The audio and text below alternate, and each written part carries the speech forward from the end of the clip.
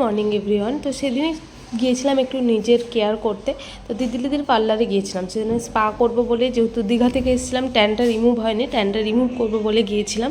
তো এটা হলো বিষ্ণুপুরে দিদির পার্লার। তো তোমরা যদি জানতে চাও কমেন্টে লিখো, আমি অ্যাড্রেস দিয়ে দেবো। খুব সুন্দর পরিষেবা, মানে দারুণ। আমি দিদির কাছে সব করি, বিষ্ণুপুরে আসার পর থেকে একবার স্পা করেছিলাম, স্পায়ের এত সুন্দর মাসাজ দেখে আমি দিদির কাছে স্পা করতে চাই।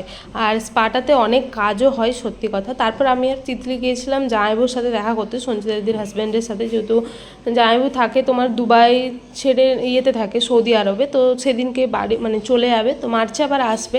তো আমি আর তিতলি ভাবলাম যে যাই, যাদের গৃহপ্রবেশ আমি গিয়েছিলাম, তো তাদের বাড়ি গিয়েছিলাম দিদির সাথে। তারপর একটু গল্প টল্প, কবে কি আসবে না আসবে, আবার ব্যাক আসবে, তারপর কোথায় আমরা ঘুরতে যাবো, তো এইসব। আর জামাইবু প্রচুর চকলেট এনেছিল, তো চকলেট সাজিয়ে রেখেছিল, যেহেতু নতুন ফ্ল্যাট কিনেছে, তার জন্য কংগ্রাচুলেশন নতুন ফ্ল্যাট কেনার জন্য। তো এখানে খাওয়া দাওয়া করে গাড়ি নিয়ে বেরিয়ে গেছিলাম, 11:30 নাগাদ বেরিয়ে গেছিলো গাড়ি নিয়ে, যেহেতু দুর্গাপুর থেকে আবার কেটে ফ্লাইট ধরে যাবে।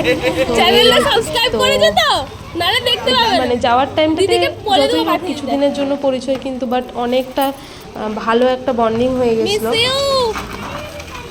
তারপর গিয়েছিলাম তিতলির কাছে, মানে তিতলিদের বাড়িতে সেদিনকে ছিলাম। তারপর হলো একটু নেল এক্সটেনশন করি, আমার জন্মদিন যেহেতু সেলিব্রেট করেছি, ওদেরকে একটু খাওয়াতে নিয়ে গেছিলাম।